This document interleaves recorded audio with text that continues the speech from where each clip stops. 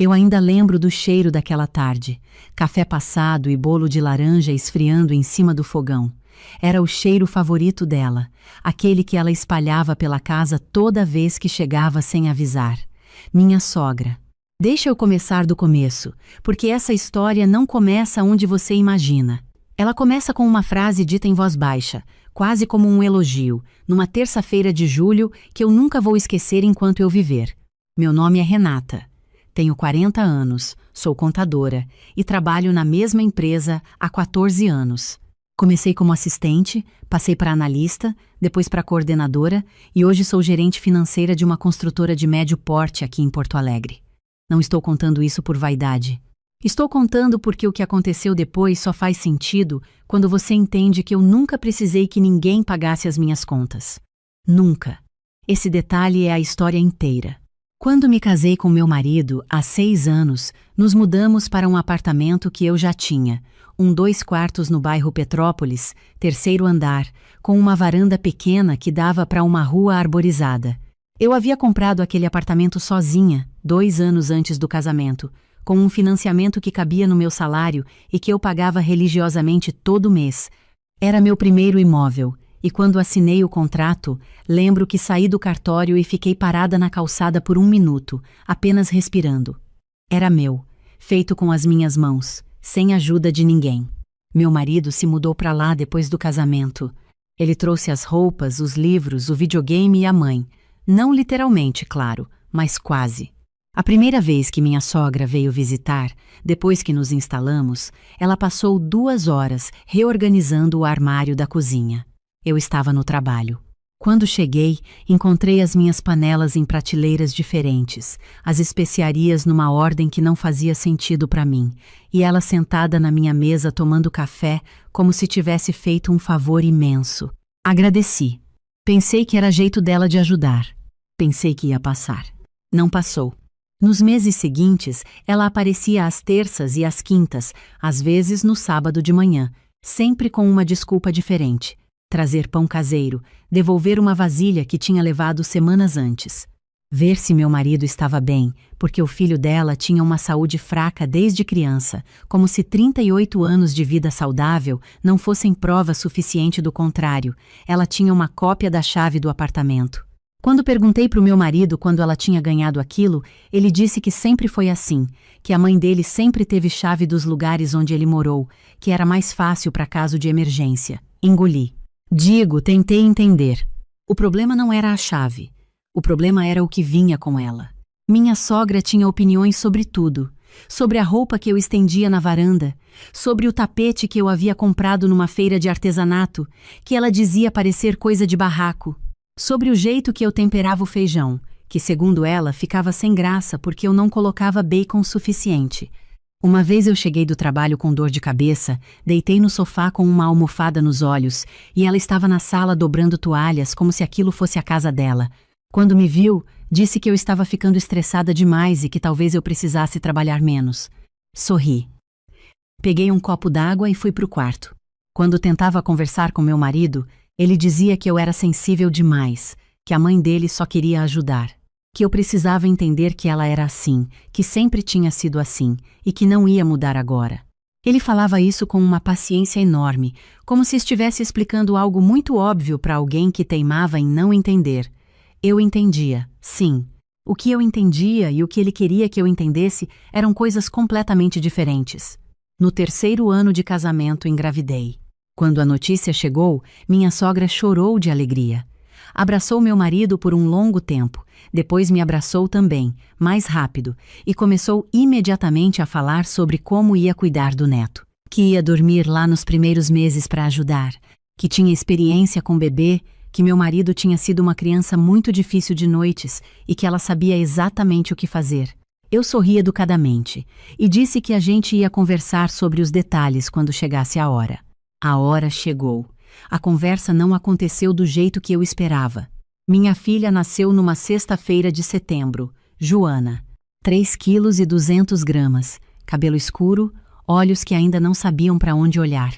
Quando a trouxemos para casa 2 dias depois, minha sogra já estava lá. Minha marido havia dado a ela a chave extra que a gente tinha no fundo da gaveta para visitantes. Ela estava com uma mala.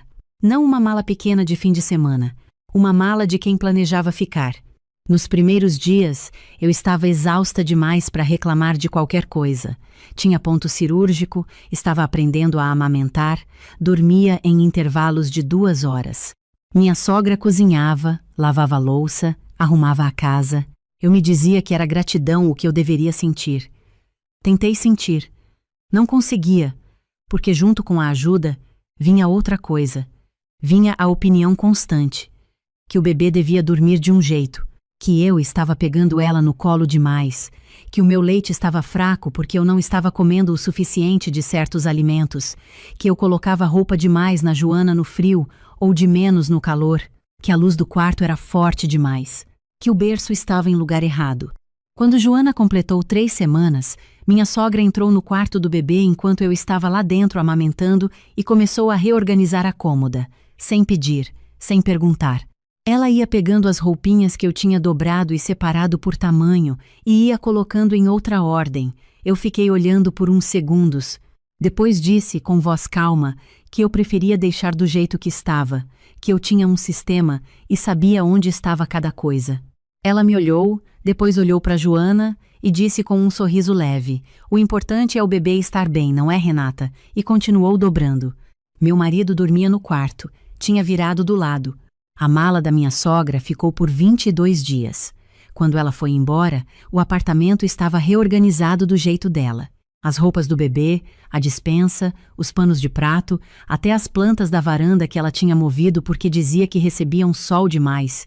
Eu ficava olhando para cada canto e sentindo que havia alguma coisa diferente no ar, como se o espaço não fosse mais exatamente meu. Mas eu ainda não tinha chegado no fundo. O fundo chegou numa terça-feira de julho, 6 semanas depois que minha sogra tinha voltado para a casa dela. Mas quando ela ainda vinha 3 vezes por semana porque a neta era pequena e precisava de atenção, segundo ela, minha marido havia saído mais cedo para uma reunião. Eu estava com Joana no colo tentando fazê-la dormir depois de uma noite difícil. Minha sogra havia chegado às 9 da manhã. Havia me tirado a criança dos braços, dizendo que eu podia descansar, e eu fui tomar banho tentando aproveitar aqueles 15 minutos. Quando voltei, ela estava sentada na poltrona da sala, Joana no colo, e havia uma outra mulher sentada no sofá que eu não conhecia. A amiga dela me explicou que tinha passado para ver a neta. Na minha casa, sem avisar, sem perguntar. Fiz café, porque era o que eu fazia. Era a nora educada, a nora paciente, a nora que não criava problema. As duas ficaram por quase 2 horas. Quando a amiga foi embora, minha sogra ficou. Começou a falar sobre o quarto da Joana, que estava pequeno, e que se a gente reformasse o segundo banheiro do apartamento, dava para ampliar o quarto da criança. Eu disse que o apartamento era meu, que eu tinha um financiamento daquele imóvel e que não havia nenhum plano de reforma. Ela levantou a sobrancelha e disse que entendia, mas que às vezes a gente precisa pensar no que é melhor para a criança primeiro, antes de pensar no que a gente quer. Eu respirei fundo. Ela continuou. Disse que meu marido havia crescido num sobrado com quintal, que a Joana merecia ter mais espaço, que apartamento não era lugar ideal para criar criança. Disse que talvez fosse hora de vender aquele apartamento e comprar algo maior, algo que ela e meu marido pudessem escolher juntos, algo que fosse deles de verdade. Eu continuei respirando. Então ela disse, com uma voz muito tranquila, como quem constata um fato simples: "Esse apartamento é seu de antes do casamento, né, Renata? Você comprou antes de conhecer meu filho. Isso aqui é mais seu do que dele, mas Joana é filha dos dois. Então talvez a casa que a Joana crescer devesse ser escolhida pelos dois, não só por você." Eu parei. Coloquei a xícara de café na mesa, devagar. Respirei 1 vez, 2 vezes, e sorri. Não foi um sorriso nervoso. Não foi o sorriso de quem está engolindo mais uma. O mesmo sorriso que eu já havia produzido centenas de vezes naqueles 6 anos. Foi um sorriso diferente. Nasceu de algum lugar dentro de mim que eu não sabia que existia até aquele momento. Um lugar quieto, absolutamente seguro do que estava acontecendo. "Que bom que você me disse isso", falei. Ela me olhou confusa. Eu peguei a Joana, dei boa tarde e fui pro quarto. Naquela noite, depois que meu marido chegou e minha sogra foi embora, ele perguntou se tinha acontecido alguma coisa. Eu disse que não, que tudo estava bem, que eu só estava cansada. Ele foi assistir televisão. Eu deitei com a Joana e fiquei olhando para o teto por um longo tempo, com ela dormindo no meu braço, sentindo o peso do que estava se formando dentro de mim. Não era raiva, embora raiva existisse. Era clareza, uma clareza que dói um pouco quando chega porque ela ilumina coisas que você havia preferido não ver. O problema não era minha sogra. O problema era que o homem que eu havia escolhido passava 6 anos me dizendo que eu era sensível demais, e enquanto isso a mãe dele atravessava a minha vida como se ela fosse o corredor da casa dela, e ele deixava. Ele deixava porque era mais fácil, porque eu sempre resolvia, eu sempre engolia, eu sempre sorria, porque a conta sempre havia sido paga com a minha paciência, e eu havia pagado religiosamente, como pagava o financiamento do apartamento, todo mês, sem atraso. Na semana seguinte, abri o notebook na hora do almoço, com fone de ouvido. Entrei em sites de imóveis. Coloquei os filtros. Porto Alegre, apartamento, 2 ou 3 quartos, bairros onde eu me sentisse bem. Fiquei olhando por 40 minutos. Fechei o computador e voltei para o trabalho.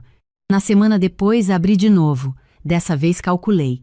Tinha mais dinheiro guardado do que qualquer pessoa sabia. 14 anos trabalhando, ganhando bem, nunca gastando além do necessário. Tinha uma reserva que eu nunca havia mobilizado porque não sabia exatamente para que estava guardando. Soube naquele almoço. Falei com um corretor que uma colega minha havia indicado meses antes. Fui sutil, disse que estava pesquisando o mercado, que queria entender opções. Ele me mandou uma lista. Visitei o primeiro apartamento numa quinta-feira de manhã, antes do trabalho. Não servia. O segundo na semana seguinte, mais perto. O terceiro numa sexta à tarde. Quando entrei no quarto apartamento, 3 quartos no bairro Moinhos de Vento, 4º andar, com uma varanda grande e uma cozinha com bancada de granito que recebia a luz da manhã de um jeito que eu havia notado logo quando o corretor abriu a janela, eu fiquei parada no meio da sala por quase 1 minuto. O corretor perguntou o que eu estava achando. Eu disse, yes. Ele ficou surpreso com a rapidez. Perguntou se eu não queria visitar mais algumas opções, comparar, pensar um pouco mais. Disse que não era necessário. O processo de compra levou 2 meses. 2 meses em que eu acordava todo dia, ia trabalhar, voltava, jantava com meu marido, colocava a Joana para dormir, assistia um pouco de televisão e não dizia uma palavra. 2 meses em que minha sogra apareceu 11 vezes sem avisar, e eu ofereci café nas 11 vezes e sorri nas 11 vezes. Havia uma paz estranha em mim nesse período. Uma leveza que eu não conseguia explicar para ninguém, porque não estava explicando para ninguém. Era como saber que tomou a decisão certa e sentir o corpo inteiro relaxar antes que a coisa aconteça. Assinei a escritura numa quinta-feira de manhã, sozinha. Meu nome, meu CPF, minha renda, meu imóvel. Peguei as chaves, coloquei na bolsa e saí do cartório para ir trabalhar. Naquela noite, quando cheguei em casa, meu marido estava vendo um jogo. Sentei do lado dele por um tempo, olhando sem ver nada. Depois me levantei e fui para o quarto. Abri o armário. Olhei as minhas roupas organizadas por cor, do jeito que eu gosto. Olhei as minhas caixas de sapato empilhadas. Olhei minha bolsa de trabalho pendurada no gancho atrás da porta. Peguei o celular e liguei para minha prima Débora, que morava a 20 minutos de mim e que era a única pessoa que sabia de tudo. Estou pronta, eu disse. Ela disse, eu chamo os meninos. Os meninos eram o marido da Débora e 2 amigos que tinham uma van. Combinamos no sábado seguinte, às 8 da manhã. Na sexta à noite, meu marido saiu para jantar com amigos. Eu agradeci internamente por aquilo. Quando ouvi a porta fechar, coloquei a Joana na cadeirinha, liguei o ventilador perto dela e comecei. As caixas mais importantes primeiro. Documentos, coisas pessoais, tudo que era inegavelmente meu sem nenhuma dúvida possível. Depois fui para a cozinha e separei os utensílios que eu havia comprado, todos guardados em nota fiscal numa pasta no meu armário do escritório, porque eu sempre guardei nota fiscal de tudo. Eu sou contadora, é uma questão de princípio. Dormi pouco aquela noite. Joana acordou 2 vezes. Eu a amamentei, coloquei de volta na caminha e continuei acordada olhando para o teto, sentindo uma coisa que eu precisaria de alguns dias para conseguir nomear. Às 8 da manhã do sábado, a Débora chegou com os 3. Trouxeram caixas extras, fita adesiva, cobertores para proteger móvel. Trabalhamos em silêncio organizado, como uma equipe que havia ensaiado. Os móveis da sala que eu havia comprado sozinha nos primeiros meses de casamento, quando meu marido disse que não tinha dinheiro naquele momento e eu disse que eu pagava, o sofá de 3 lugares que eu havia escolhido num sábado de manhã, numa loja no centro, a estante de madeira que eu havia montado com as minhas próprias mãos num domingo à tarde, a mesa da sala de jantar com as 4 cadeiras, a luminária de pé que eu havia comprado numa loja de decoração que eu adorava, a poltrona bege do canto. Tudo com nota fiscal. Tudo meu. As cortinas do quarto eram minhas, os quadros eram meus, o espelho de corpo inteiro que eu havia achado num brechó em Gramado era meu. O puff da varanda, os vasos das plantas, cada planta comprada uma a uma ao longo dos anos. O móvel do quarto da Joana eu havia comprado antes de ela nascer, escolhido sozinha numa loja de bebê, pago com meu cartão. Levamos também. No quarto eu peguei a minha cômoda, o meu abajur, o meu organizador de maquiagem. Deixei a televisão. Era dele. Deixei a escrivaninha do escritório. Era dele. Deixei os livros que eram dos 2. Deixei a panela de pressão que a mãe dele havia dado de presente de casamento. Não peguei nada que não fosse meu, mas o que era meu era bastante. Às 2 da tarde, o apartamento estava diferente. Não estava vazio, não era isso. Estava dele. As coisas dele continuavam nos lugares, a televisão, a escrivaninha, os livros, mas estava sem cor. A vida havia saído com as caixas. Fiz uma última volta. Passei pela sala, pela cozinha, pelo corredor, pelo quarto. Parei na varanda e olhei as marcas redondas no chão de madeira onde os vasos haviam ficado por anos. Fui até a gaveta da cozinha e peguei a chave extra que minha sogra havia deixado lá numa das visitas, com um chaveiro de madeira com a palavra casa gravada, um presentinho que ela mesma havia dado como quem marca território. Coloquei em cima da bancada, no centro, onde ela não poderia escolher não ver. Do lado da chave deixei um envelope. Dentro do envelope, uma carta de 3 parágrafos. No primeiro, disse que havia me mudado para um endereço novo e que não ia compartilhar esse endereço por enquanto. No segundo, informei que havia consultado uma advogada e que a parte que me cabia no financiamento do apartamento seria tratada formalmente, que alguém entraria em contato. No terceiro, escrevi apenas: cuida-se bem. Fechei a porta com a minha chave pela última vez. Desci as escadas devagar. A Débora estava me esperando na calçada com o motor ligado. Quando entrei, ela não disse nada. Só colocou a mão sobre a minha e ficou assim por um momento. Depois fomos. Meu apartamento novo ainda cheirava a tinta fresca quando entrei naquela tarde com as primeiras caixas.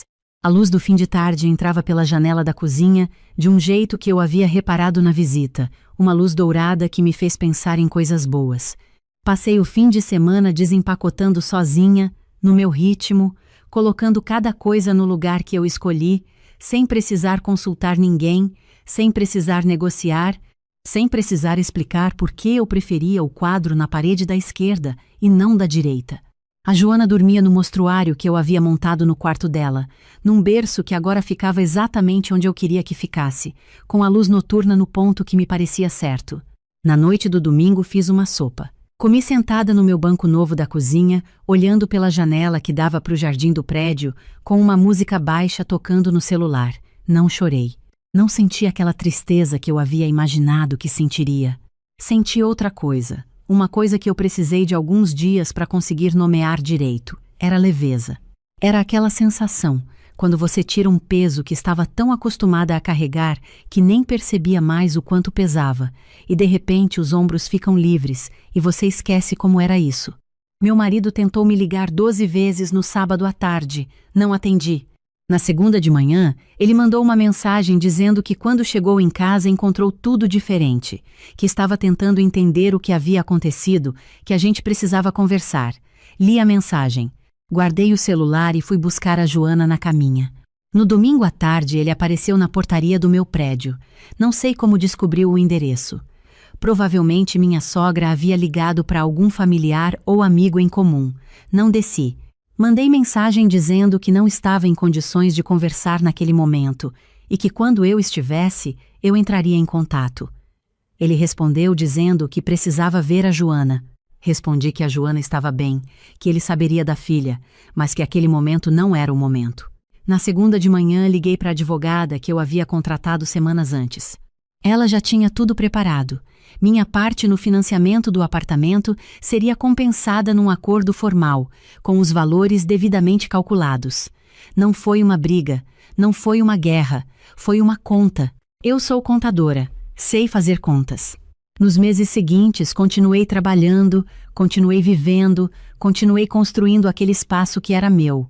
Pintei o quarto de um azul acinzentado que eu sempre quis ter e nunca havia me permitido usar porque achei que era muito para um apartamento.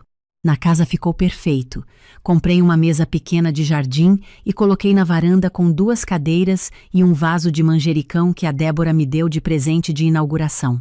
Todas as manhãs tomava café ali antes de ir trabalhar. Às vezes ficava olhando o manjericão por mais tempo do que precisava. Não me culpava por isso. Minha sogra mandou uma mensagem 2 semanas depois que eu saí.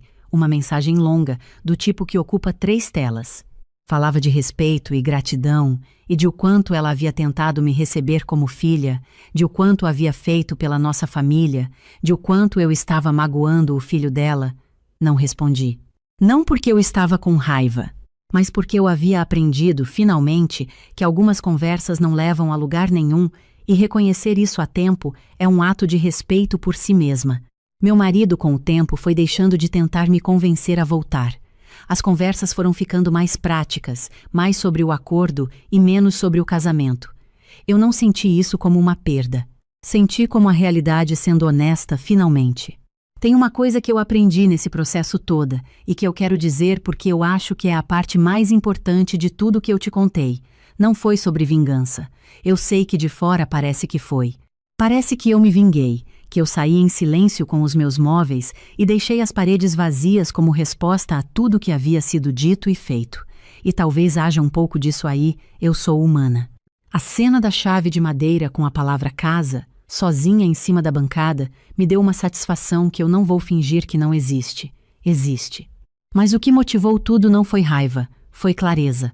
Foi o momento em que eu percebi que havia anos pedindo licença dentro da minha própria vida. Licença para decorar como eu gostava. Licença para ter privacidade. Licença para decidir onde ficava o berço da minha filha. Licença para existir num espaço onde eu pagava as contas, sozinha, desde antes que qualquer outra pessoa chegasse. E essa licença nunca ia vir. Não porque as pessoas ao meu redor eram monstras, mas porque eu havia criado uma dinâmica onde a minha voz era opcional e ninguém ia mudar essa dinâmica por mim. A independência financeira que eu havia construído ao longo de 14 anos de trabalho não era um detalhe da minha história. Era a história toda. Foi o que me deu a opção de abrir o notebook na hora do almoço e começar a pesquisar imóveis sem precisar pedir dinheiro emprestado a ninguém, sem precisar negociar com ninguém, sem precisar convencer ninguém de que eu merecia ter um pedaço de chão só meu. Eu já tinha esse pedaço. Só precisei escolher onde ele ficava. Pago as minhas contas com o meu salário. Escolho o que planto na minha varanda. Deixo a luz da cozinha acesa até tarde quando estou lendo e a Joana já dormiu. E não preciso me preocupar se isso vai incomodar alguém. Quando chego em casa à noite e coloco a minha chave na fechadura, sinto o mesmo que senti naquela tarde de sábado, quando entrei com as primeiras caixas. Sinto que esse lugar é meu, não meio meu, não meu condicionado à boa vontade de mais alguém. Completamente, inteiramente, sem sombra de dúvida meu. Tem noites em que sento na varanda com um copo de vinho, olhando o manjericão no vaso que a Débora me deu e fico pensando em tudo que atravessei para chegar aqui. Não com amargura, com uma espécie de gratidão estranha, até por aquela mensagem que foi dita na minha sala, naquela terça-feira de julho, com uma voz calma de quem estava apenas constatando um fato. Porque foi ela que acendeu a luz. Esse apartamento é mais seu do que dele. Talvez a casa da Joana devesse ser escolhida pelos dois. Ela estava certa. A casa da Joana foi escolhida por mim, só por mim. E é exatamente por isso que é tão boa.